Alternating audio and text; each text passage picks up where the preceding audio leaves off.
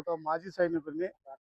నాకు వచ్చి 2021 సంవత్సరంలో రిటైర్డ్ అయ్యి ఆర్మీ నుంచి వచ్చాను. నేను వచ్చిన వెంటనే నేను వచ్చిన డబ్బులతో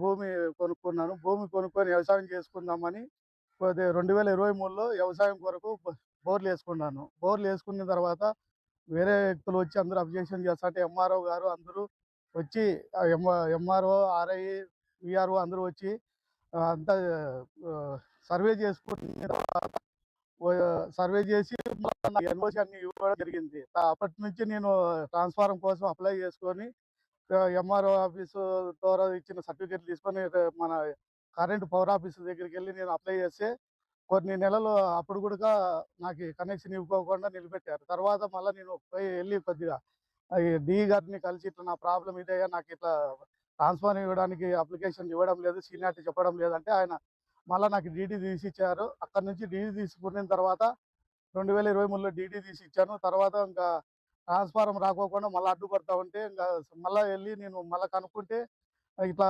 ట్రాన్స్‌ఫార్మర్ రాలేదంటే మళ్ళీ ట్రాన్స్‌ఫార్మర్ 2025 ఫిబ్రవరిలో నాకు ట్రాన్స్‌ఫార్మర్ వచ్చింది.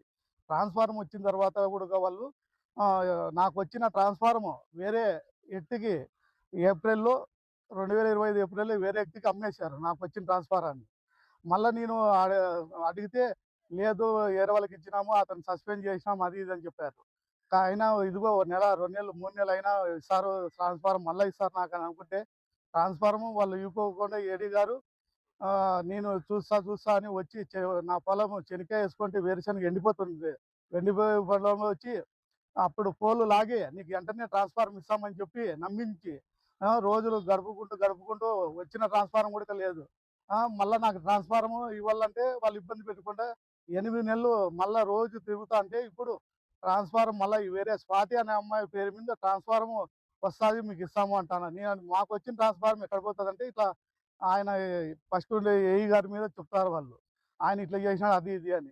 ఇలాగ నాకు రోజు లైన్ లిగ్గి ట్రాన్స్‌ఫార్మర్ ఎత్తుకోకుండా ఒక వేరే వ్యక్తులు వాళ్ళు చెప్తా ఉంటే వాళ్ళ మాటలు విని నాకు లైన్ లేకుండా నా పొలంలో నాకు ఎన్ఓసి ఇచ్చినా కూడా ట్రాన్స్‌ఫార్మర్ ఎత్తుకోకుండా అన్నీ చేస్తా ఉంటే మళ్ళా నేను ఇది పని జరగలేదని చెప్పి కలెక్టర్ గారికి స్పందనలో వచ్చి నేను అర్జీ ఇస్తే కలెక్టర్ గారు నా ప్రాబ్లమ్ అంతా నేను చెప్పుకున్నాను. అయ్యా ఇట్లా 3 ఏళ్ల నుంచి నేను పవర్ ఆఫీస్ చుట్టూ తిరుగుతున్నాను. కానీ నాకు న్యాయం చేయడం లేదు. ఈ రకంగా వాళ్ళు చెప్పిన వ్యక్తులు ఈ ఊరు ఇడిచిపెట్టి వెళ్ళిపోవాలి, వాడు పొలం పెట్టుకోకూడదు, ఈ ఊర్లో ఉండకూడదు, ఊరు ఇడిచిపెట్టి వెళ్ళిపోవాలని చెప్పి బెదిరించి నన్ను ఇది చేస్తున్నారు. డీఈ గారు వాళ్ళకి ఈ వాళ్ళ మాటని సపోర్ట్ చేసుకుంటా నాకు బోర్లు రాసిస్తే నేను కనెక్షన్ ఇస్తా అంటే బోర్లు ఏంటికి రాసివ్వాలి సార్ నీకు? ఏ విధంగా మేము బోర్లు రాసియాలా? బోర్లు రాసి అంటే మీరేమన్నా రెవెన్యూ ఏమన్నా నా పొలాన్ని ఏమన్నా కొన్నారా అని అడిగా నాటికి.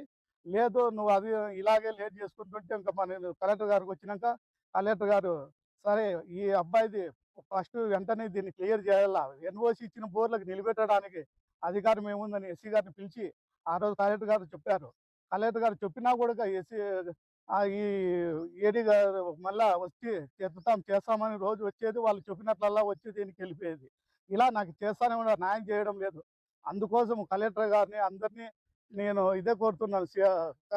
ఈ కరెంటు సీఎండీ గారిని అందరినీ నాకు న్యాయం జరగాలి. దానికోసం అందరికీ నేను కోరుకుంటాను. ఇదే నా ఒక మాజీ సైనికునిగా నాకు న్యాయం జరపాలని. జై జవాన్ జై కిసాన్. వేరే బాలు, మల్లికార్జున వీళ్ళు నాకు అడ్డుపడి నాకు ఇబ్బంది పెడుతున్నారు. ఊర్లోకి రాకోకుండా నేను చంపుతాం, పొడుస్తాం, నరుకుతామని చెప్పి బెదిరిస్తున్నారు. దానివల్ల ఏడీ గారు కూడా లేట్ చేస్తున్నాడు. నాకు న్యాయం జరగాలని కలెక్టర్ గారిని అందరినీ మొత్తం అధికారులందరినీ కోరుకుంటున్నాను.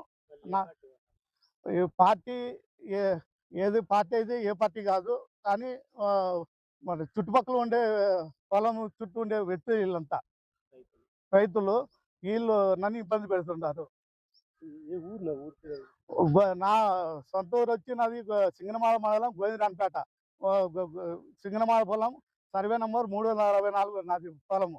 6 ఎకరాల 52 సెంట్లు ఉంది. ఈ పొలం నా భార్య పేరు మీద, వడ్డీ పేరు మీద ఉన్నది.